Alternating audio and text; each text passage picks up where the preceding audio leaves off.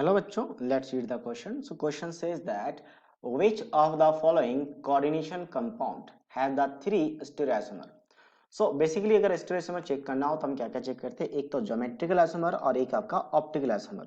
ठीक है, तो सबसे पहले बात करते हो कैडेनियम का। सो कैडेनियम की बात करें यहाँ पे आपके पास लिगेंड्स की बात करें तो टोटल कोऑर्डिनेशन नंबर 4 हो जाएगा, क्योंकि यहाँ पे बाइडेंडल लिगेंड्स एक है, ग्लाइसिन, वाटर और यहाँ पे NH3। तो टोटल कोऑर्डिनेशन नंबर 4 के लिए दो पॉसिबिलिटीज है। एक तो पहला क्या हो सकता है आपके पास sp3 यानी कि स्क्वायर टेट्राहेड्रल, और दूसरा dsp2 that is square planar. तो कैडेनियम क्या है, जिंक के नीचे है।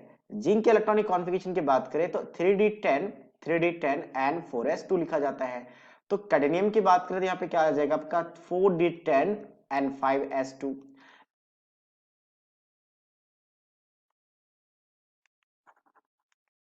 And 5s2।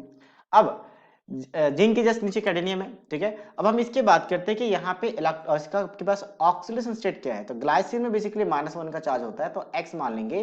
ग्लाइसिन में -1 का चार्ज, तो वही उसका ऑक्सीडेशन स्टेट। वाटर और अमोनिया न्यूट्रल है तो 0 हो जाएगा दोनों के लिए, और ये +1, तो x आ गया +2। +2 का मतलब कैडेनियम में 2 इलेक्ट्रॉन्स निकाल लेंगे तो बचेगा 4d10, और 4d10 का मतलब d ऑर्बिटल पूरा फिल है, तो मुझे 5s और 5p यूज करना पड़ेगा, जिसके लिए इसका हाइब्रिडेशन बन जाएगा sp3। और sp3 में कभी भी कोई optical isomer geometrical isomer show नहीं करता, ध्यान रखें, क्योंकि सभी का डिस्टेंस सेम होता है, 3D स्ट्रक्चर है।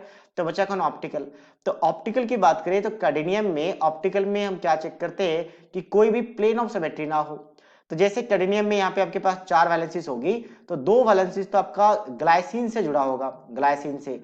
इसके बाद यहाँ पे क्या होगा, आपके पास एक वाटर मॉलिक्यूल्स होगा और NH3 होगा। और ग्लाइसिन भी क्या होता है, अनसिमेट्रिकल होता है। और अनसिमेट्रिकल की बात करें, जैसे अगर ग्लाइसिन में लिखना चाहो तो लिख सकता हूँ कि CH2 के बाद यहाँ पे क्या आएगा, NH2, CH2 के बाद NH2, और यहाँ पे CO के बाद O नेगेटिव। ठीक है, ग्लाइसिन। तो ये है, तो ये अनसिमेट्रिकल है, और अनसिमेट्रिकल होने की वजह से इसमें कोई प्लेन ऑफ सिमेट्री नहीं होगा। और प्लेन ऑफ सिमेट्री नहीं है तो मतलब ऑप्टिकल आइसोमर शो करेगा। और कितने शो करेगा, दो, टोटल 2 ऑप्टिकल आइसोमर शो करेगा। मतलब इसका एनेंटियोमेरिक पेयर बनेगा, एक आपका कह सकते हैं कि क्लॉकवाइज रोटेट करेगा PPL को, और एक एंटी क्लॉकवाइज, तो 2 आइसोमर बन गए। तो total stereo isomer geometrical optical को ऐड करके देखा जाता है, तो स्टीरियो आइसोमर यहाँ पे 2 ही बने। नेक्स्ट हम बात करते हैं आपके पास पीटी वाले में। तो याद रखिए, पीटी पीडी हमेशा स्क्वायर प्लेनर शो करता है। पीटी पीडी के साथ कोई भी आपके पास लिगेंड आ जाए +2 में, हमेशा स्क्वायर प्लेनर होगा, तो ये भी स्क्वायर प्लेनर है। और अगर स्क्वायर प्लेनर है तो स्क्वायर प्लेनर में ऑप्टिकल आइसोमर शो नहीं होता। जैसे टेट्राहेड्रल में ज्योमेट्रिकल नहीं होता, वैसे ही स्क्वायर प्लेनर में, टेट्राहेड्रल में ज्योमेट्रिकल नहीं होगा और स्क्वायर प्लेनर में ऑप्टिकल आइसोमर शो नहीं होगा। अब ज्योमेट्रिकल की बात कर लेते हैं, तो यहाँ पे 2 ज्योमेट्रिकल आइसोमर पॉसिबल है। जैसे Br दोनों सेम ग्रुप को से अगर 90 डिग्री पे रखा तो इसे कहते हैं सिस फॉर्म। सिस फॉर्म, या वाटर के रिस्पेक्ट में देखा जाए तो आपका 90 डिग्री पे है वाटर, तो इसे सिस फॉर्म कहेंगे दोनों के रिस्पेक्ट में। और वही अगर आपका 180 पे आ जाए, जैसे Br को हमने 180 पे रखा, तो अगर ये 180 पे आ जाए तो हम इसे क्या कहते हैं, that is called as transform. तो 2 आपके पास ज्योमेट्रिकल आइसोमर पॉसिबल है, तो टोटल 2 आ गया स्टीरियो आइसोमर। तो ये भी आंसर में नहीं आएगा, क्योंकि हमें टोटल 3 चाहिए, तो ए और इसको तो कट कर चुके हैं। सी की बात करें तो सी में सारा लिगेंड सेम है। जब सारे लिगेंड सेम हो तो कभी भी ज्योमेट्रिकल आइसोमर शो नहीं करेगा। ज्योमेट्रिकल में क्या होता है कि जैसे Br का ऑपोजिट में वाटर है और Br के ऑपोजिट में Br है, तो ये अरेंजमेंट चेक किया जाता है ऑपोजिट वाला।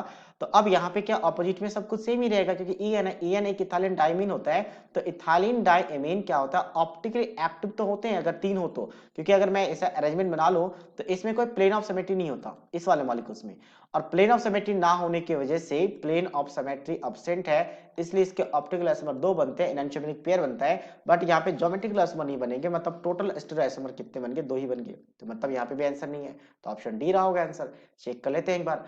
अब कोबाल्ट की बात करें तो कोबाल्ट का एटॉमिक नंबर कितना होता है, 27। कोबाल्ट +2 में है यहाँ पे। अच्छा देखो, एक ट्रिक है याद करने का, जो भी आपका कॉम्प्लेक्स में चार्ज है वो आपका मेटल में आ जाएगा। तो +1 का चार्ज है तो +1 ऑक्सीडेशन स्टेट, लेकिन एक और ब्रोमीन में -1, तो उसके लिए इसका एक +1 आएगा। तो टोटल कितना आ गया इसमें आपके पास, +2 का चार्ज आ गया। अच्छा NO2 भी है, तो NO2 की वजह से एक और चार्ज आएगा, तो टोटल +3 आ जाएगा।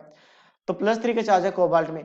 और कोबाल्ट की बात करें इलेक्ट्रॉनिक कॉन्फ़िगरेशन, एटॉमिक नंबर 27, तो 3d7 एंड 4s2 लिखा जाता है। 3 इलेक्ट्रॉन्स रिमूव करने के बाद ये बन जाएगा आपका 3d6 एंड 4s2। अब यहाँ पे अगर हम बात करें तो यहाँ पे टोटल कोऑर्डिनेशन नंबर 4 है, तो टेट्राहेड्रल या स्क्वायर प्लेनर बन सकता है। बट यहाँ पे एक और कंडीशंस है कि आपका लिगेंड्स स्ट्रांग है। दो लिगेंड स्ट्रॉन्ग है NO2 और EN इथाइलिन डायमीन, तो स्ट्रॉन्ग लिगेंड के केस में पहले पेयरिंग हो जाता है, सभी ऑर्बिटल को फिल नहीं करते, पेयरिंग हो जाता है तो ऑर्बिटल खाली है।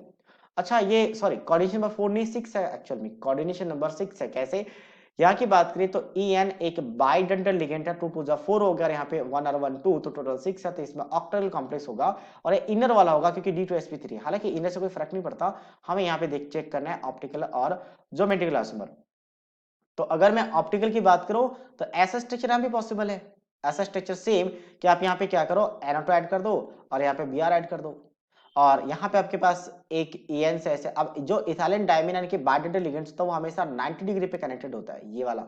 तो इसके दो ऑप्टिकल आइसोमर होते हैं, एक ये और इसका एक मिरर इमेज, इसका जस्ट एक मिरर इमेज होगा। ध्यान रखें जो भी ऑप्टिकल आइसोमर होते हैं यानी कि प्लेन ऑफ सिमेट्री ना होने की वजह से उसमें एक मिरर इमेज होता है उसका, इसका एक मिरर इमेज।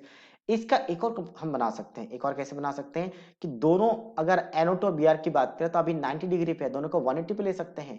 तो 180 पे लेंगे तो स्ट्रक्चर मैं यहाँ पे बना रहा हूँ कि अगर 180 पे लेंगे मतलब कोबाल्ट के ऑपोजिट में यानी कि NO2 और Br को ऑपोजिट में रखेंगे तो अब इसमें प्लेन ऑफ सिमेट्री आ जाएगा, इसलिए ऑप्टिकल आइसोमर तो उसको नहीं करेगा ये वाला कंपाउंड, बट हाँ ये वाला कंपाउंड और जो पहले लिखा एक दूसरे का ज्योमेट्रिकल आइसोमर है।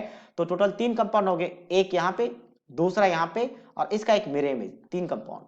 तो टोटल 3 स्टेरियोआइसोमर पॉसिबल है, ज्योमेट्रिकल 2 ऑप्टिकल 2, बट 2 2 4 नहीं होगा क्योंकि उसमें दो एक कॉमन है, इसलिए टोटल 3 स्ट्रक्चर पॉसिबल है। तो स्टेरियोआइसोमर इसमें कितने बन चुके? 3 बन चुके, इसलिए option D is the right answer of this question. So I hope you understood it well. All the best.